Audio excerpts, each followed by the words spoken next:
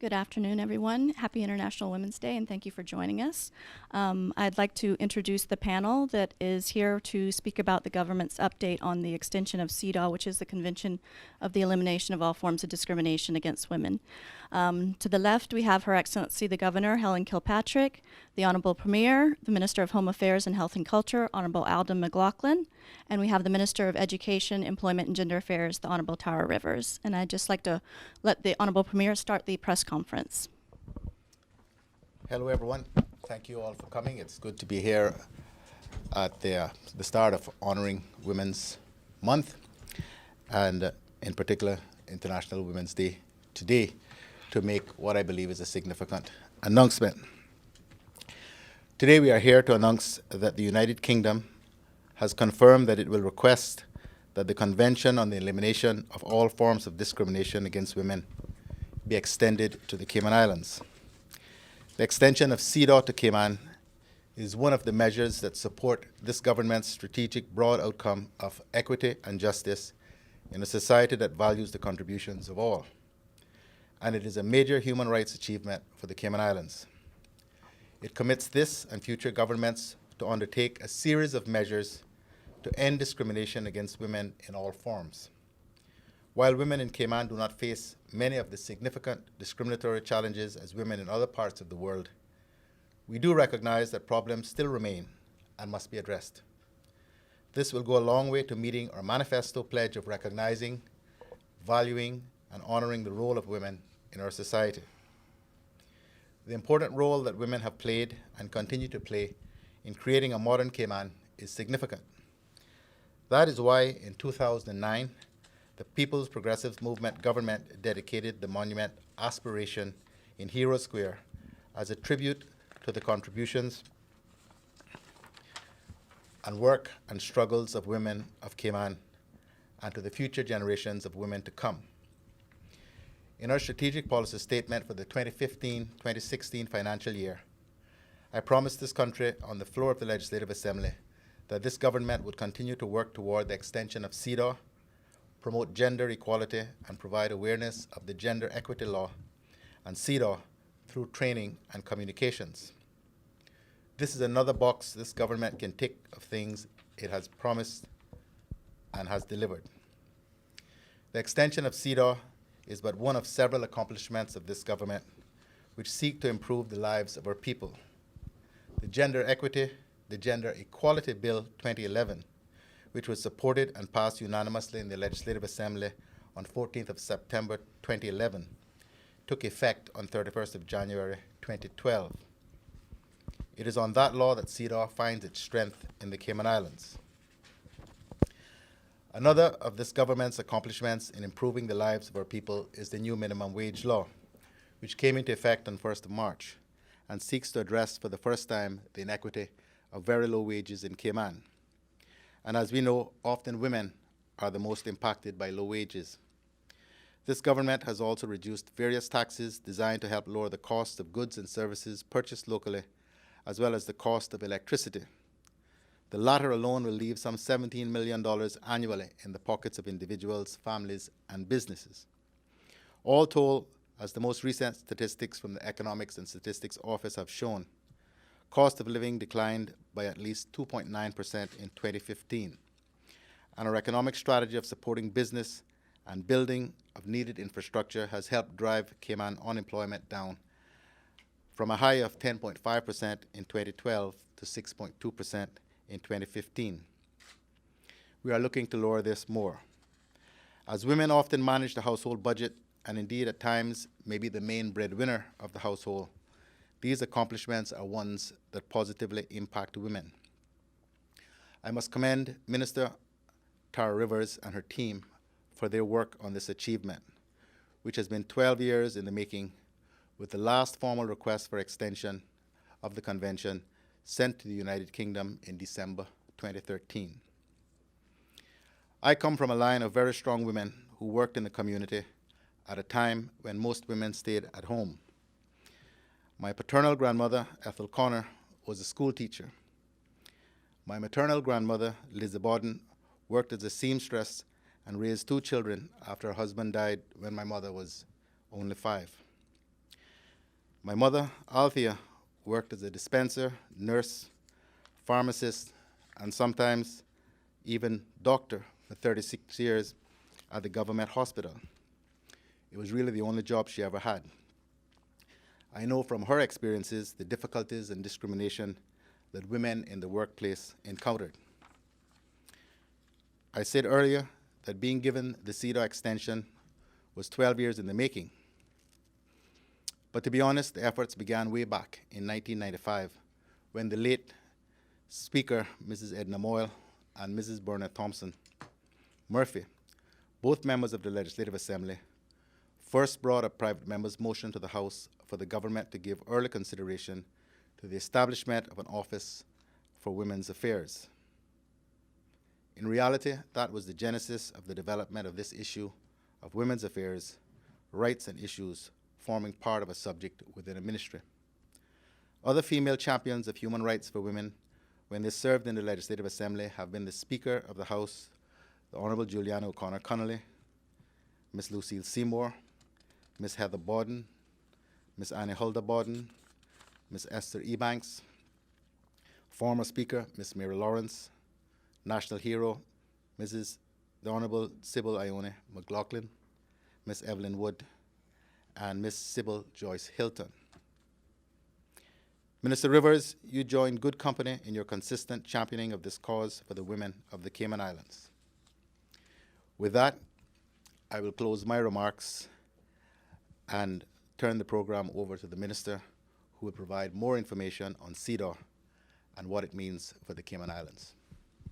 Thank you very much, Premier, and good afternoon, everyone. Thank you for joining us here today on this very special occasion.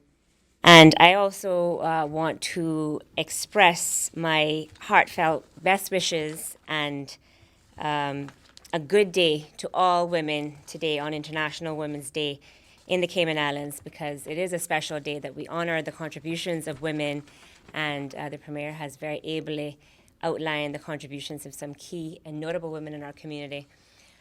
But also, I want to echo the words of the Premier in that I come from a strong line of women myself, and notably my great-grandmother, Mrs. Hetty Ebanks, who was one of the West Bay nurses, the stalwarts in her day, and certainly my own maternal and paternal grandmothers of Miss Lizette Ebanks and Christine Rivers were pioneers in their own right. So I come from a strong woman stock, and so I certainly feel very proud to be the minister with responsibility for gender affairs in this day when we can actually say that we have arrived with respect to the long journey of actually having the request formally being deposited on behalf of the Cayman Islands by the United Kingdom to have CEDAW extended to us. I want to talk a bit more about CEDAW and what the granting of the extension means for the Cayman Islands, as well as talk about the meaningful work that the government is doing to advance gender equality and the gender equality movement here in the Cayman Islands. The Cayman Islands government, we are pleased to support this year's International Women's Day theme, Planet 50/50 by 2030, Step It Up for Gender Equality, as chosen by the United Nations, because it is one that speaks to action. It speaks to advancement. It speaks to building momentum and acceleration towards gender equality. You may ask, what have we in the Cayman Islands done to step it up for gender equality? Well, today, as you would have heard on the occasion of the International Women's Day, I'm excited to be here to share with the country that the Cayman Islands government's request to have CEDAW extended to us was approved last week by the United Kingdom.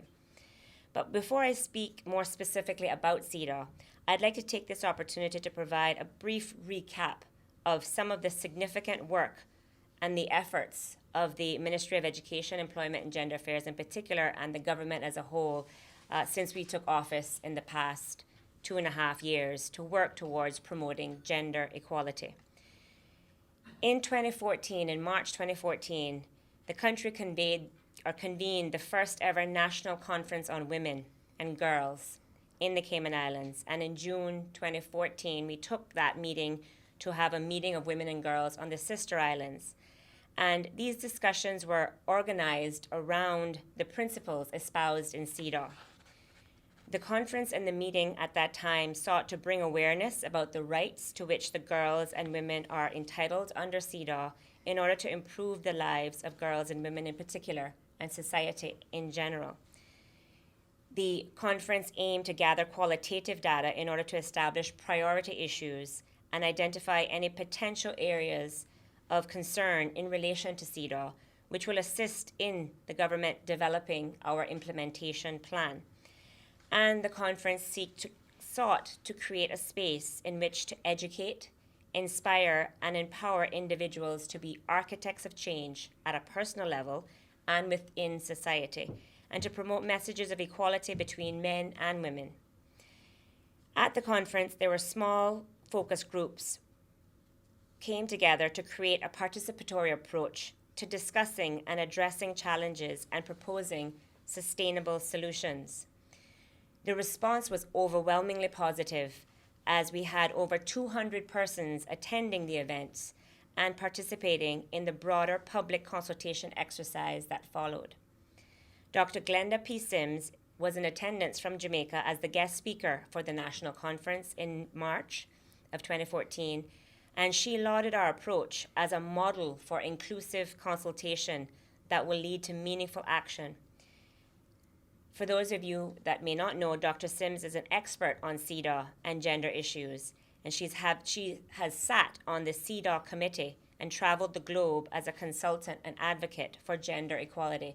So to have that endorsement from someone of her caliber as it relates to CEDAW and its implementation was definitely a feat for the country. Also, for the first time, during the 2015 National Education Conference, which was a significant professional development conference held in the spring of 2015 for all public school educators as well as private school educators that attended, gender mainstreaming efforts for the education system was introduced through the provision of workshops for educators to build their capacity in understanding and using basic concepts and tools related to gender mainstreaming and gender analysis in the classroom. High-level male officials in the government, including the Honourable Premier, as well as other members of the Legislative Assembly, also participated in the launch of the 2015 global #HeForShe campaign. He4She is inviting people around the world to stand together to create a bold, visible force for gender equality. And most recently, as the Premier indicated, the government has introduced a national minimum basic wage. This is a first for the Cayman Islands in its comprehensive approach, and we anticipate that many of those affected in the lowest paid worker bracket will be women. And the fact that domestics, who are a majority of women, are included in a minimum wage speaks to equally valuing the work that is traditionally done by women. Now, turning back our attention to CEDAW. CEDAW is described as an international Bill of Rights for women. It was adopted in 1979 by the UN General Assembly, and it has been ratified by almost every single member of the United Nations. As an administration, we are committed to addressing the most pressing barriers for women, issues such as increasing investment in gender equality, reaching parity for women at all levels of decision-making, and disavowing and changing social norms that perpetuate discrimination and violence against women. And, of course, the imminent extension of CEDAW is a reflection of that commitment. The news of this decision is the culmination, as was said, of a 12-year quest to receive the treaty, with the last application being made by this government administration in December 2013 to the UK Equalities Office via Her Excellency the Governor, Helen Kilpatrick. I'd like to take this opportunity to thank Her Excellency for the support that her office has provided throughout this entire process. I would also like to thank this government administration for its support for continuing our campaign to attain this human rights achievement. For over the years, the Cayman Islands government has made commitments and participated in exercises to work towards having CEDAW extended to us.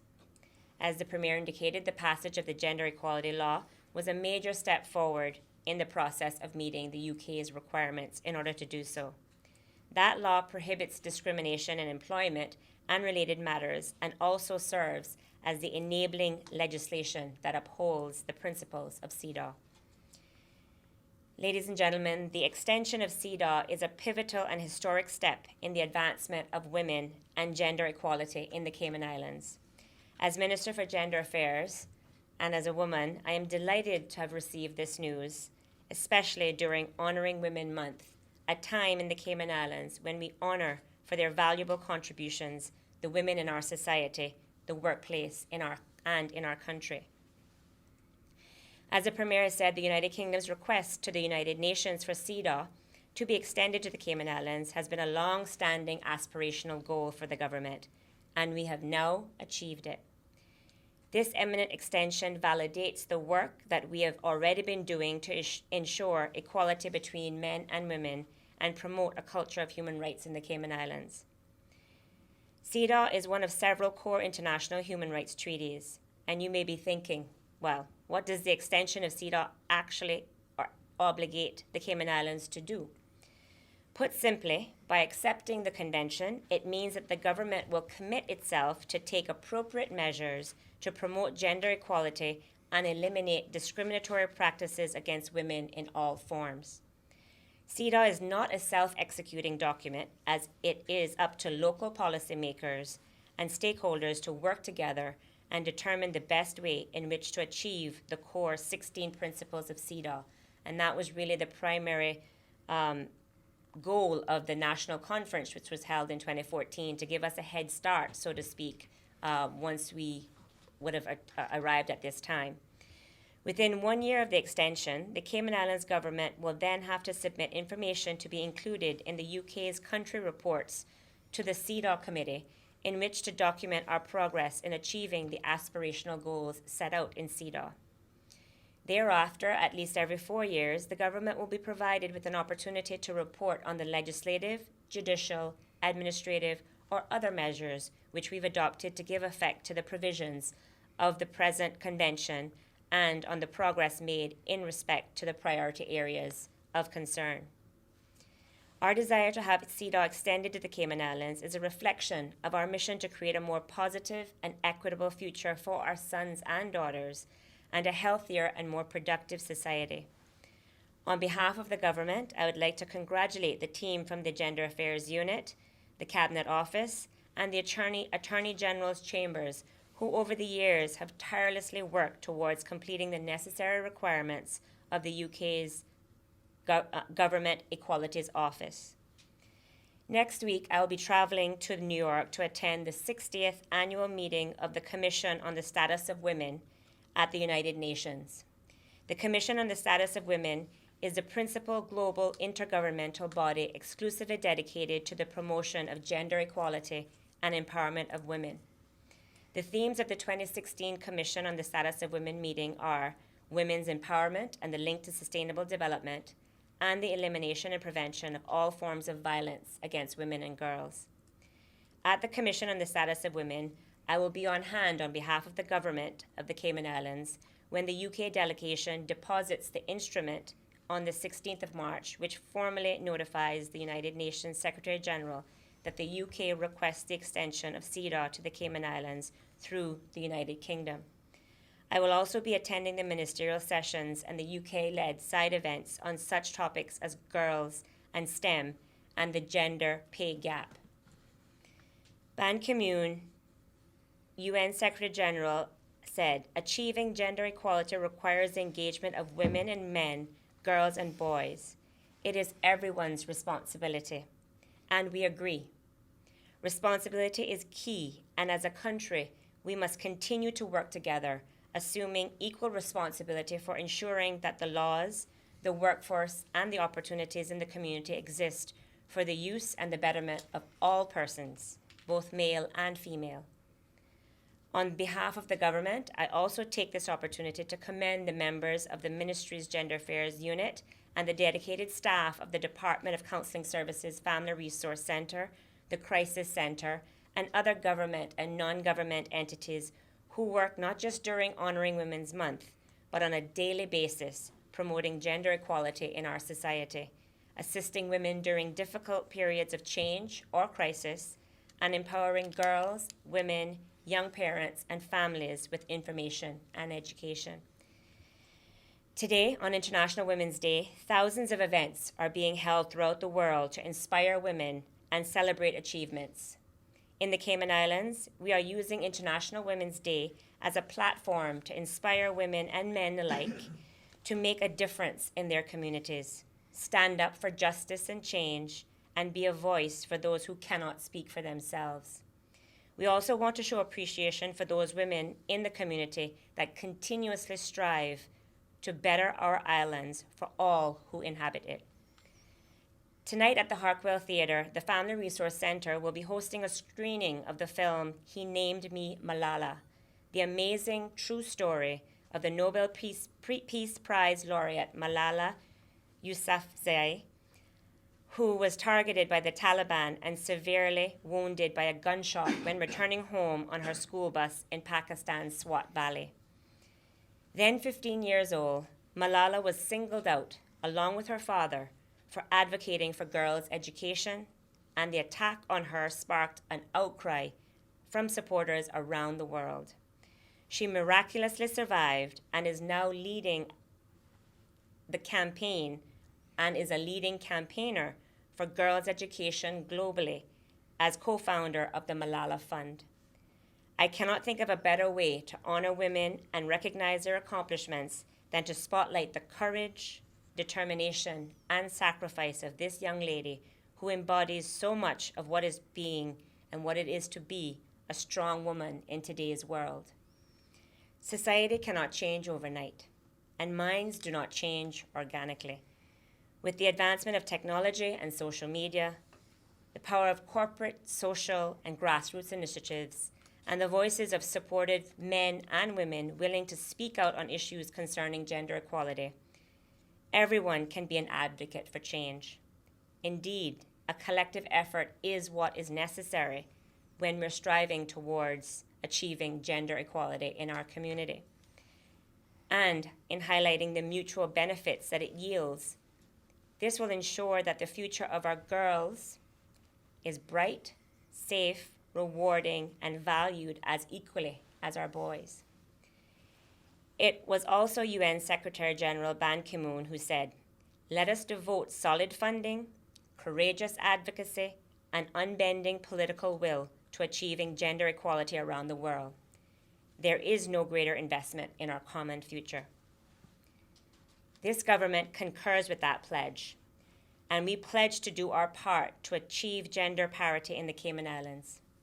I encourage you all to do your part as well, and to participate in the variety of activities taking place throughout the month of March to celebrate Honoring Women's Month and to help us advance the cause of gender equality.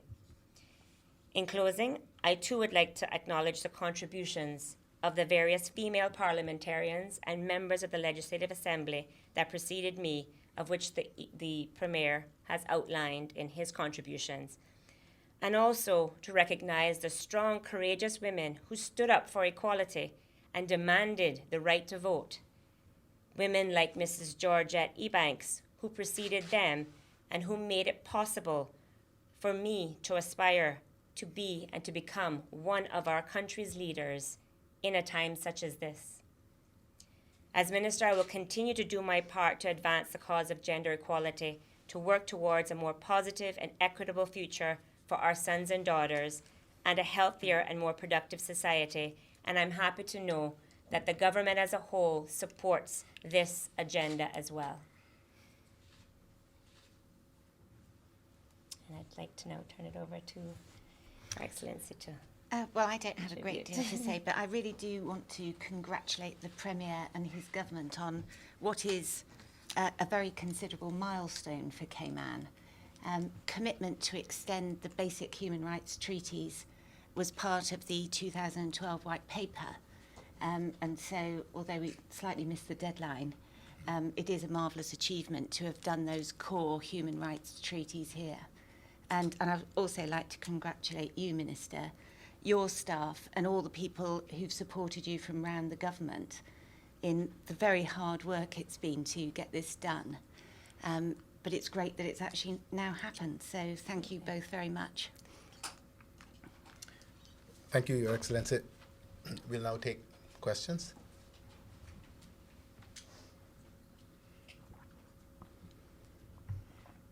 Good afternoon. I'm Pat Kreitlow from Cayman 27. And Afternoon. Minister, allow me to start with you.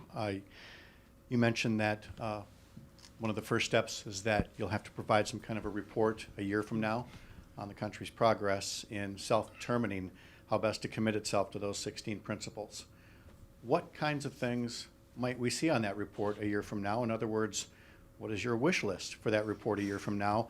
What are your challenges, obstacles, and opportunities? Well, thank you, Pat, for that question. And really, as I indicated, one of the first initiatives that we moved forward as a government was to have this national conference on women to help us determine just that. Because certainly my wish list as minister is very much grounded in terms of what the country, what the women in the country in particular see as the main issues and obstacles still facing us in the 21st century, but also taking a critical look at what we have in place as it relates to our laws, but also what actually happens in practice and the actual, what you would say, de facto equality considerations. And so certainly we'll be looking now to move and advance some of the themes, some of the recommendations, some of the concerns that were highlighted in this National Conference on Women and the meeting on women and girls in the Sister Islands. And that will, I believe, largely help us to determine the platform and for action during the course of the next year and then thereafter.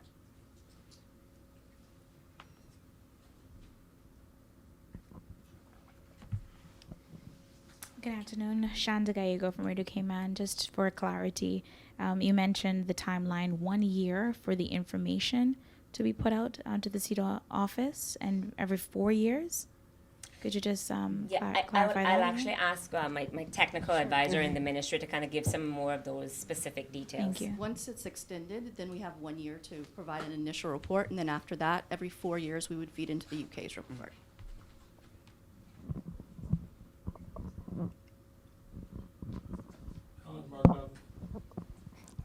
Cayman and Compass, that just brought up something. You said you've requested, the UK has requested the United Nations. What is the time? First of all, is that approval by the United Nations automatic? And is there a timeline to when it's actually extended? It will be actually extended on the 16th of March. 16th of March. Once the UK requests it, then it will be extended. But the actual document has to be laid at the UN. At the UN. And Deposited, I think, is the term they use. Deposited. thank you.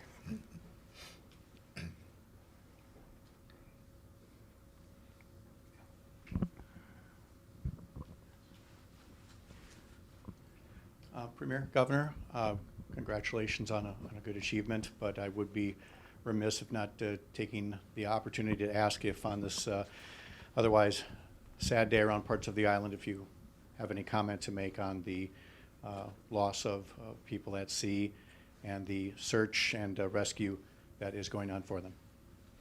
Well, I expected that someone would ask about this. I mean, it is. We hope it's not tragic, but and we still hope that we will find the 5 individuals, the 2 little boys and the 3 men, miraculously somehow. Although things do not look good, and our thoughts and prayers go out to them and their families at this most difficult time. I'll ask the governor if she wants to speak to the actual search and rescue situation, as she's here and the police are really her responsibility. But I'm happy to answer any other questions I possibly can afterwards.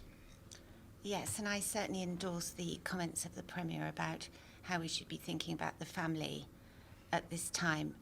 I'm informed that the Deputy Commissioner Ennis, who's been the Gold Commander on this, is seeing the family at 3 o'clock. And so I wouldn't like to make any, specific comments before he's had the opportunity to do that. But I do know that Kurt Walton, who was the sort of operational commander, and the head of air support, Steve Fitzgerald, are appearing on Cayman 27 just after 6 this evening, where they will be setting out exactly what happened, we hope, what's happened with the police action over the last few days, and they will be able to give all the details from the people who've actually made the decisions on the day.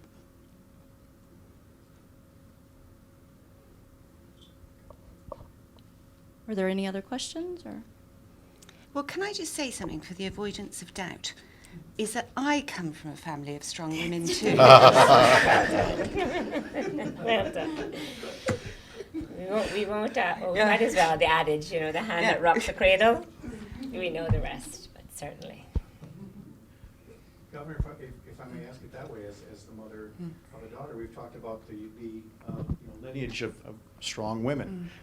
Some of us who grew up with single mother households as well, but looking toward the future, times are very good right now, perhaps compared to years past, but certainly we all have wishes that the next generation enjoys fewer obstacles than our sisters and mothers faced as well. What are your own hopes for your daughter and for grandchildren down the road? What will they see differently as daughters, granddaughters, great-granddaughters that you've had to encounter that you hope they don't? I think there are so many things that the minister's outlined where, even though in a country like Cayman, which is very forward-thinking, there still is discrimination against women. And there's discrimination in the workplace. There's discrimination sometimes against pregnant women or single mothers. And it really is my hope for my daughter is that that won't be something that she'll be thinking about, because that equality will have sort of pervaded the workplace to the extent that she'll be thinking about gaining rights for other groups and not having to fight for the rights of women in the way that perhaps not us, but certainly earlier generations have had to make, the key focus of their work. I mean, I think another, because obviously on International Women's Day, the focus, as you said, we're celebrating and honoring women, but, and so men in the community may feel alienated, but I think the key thing to convey and to reiterate is that the issue of gender equality affects us all. And in particular, the issue of, as it relates to women's equality affects us all, because if you're a father of a daughter, you should be concerned about gender equality. If you are a brother to a sister, you should be concerned about gender equality. If you are an uncle to a niece, you should be concerned about gender equality because it affects you personally. So with that, I'd just like to reiterate that, gender equality looks at making sure that everyone in our community, boys and girls, women and men, have an equal ability, equal contribution, equal recognition of what we bring to the society as a whole.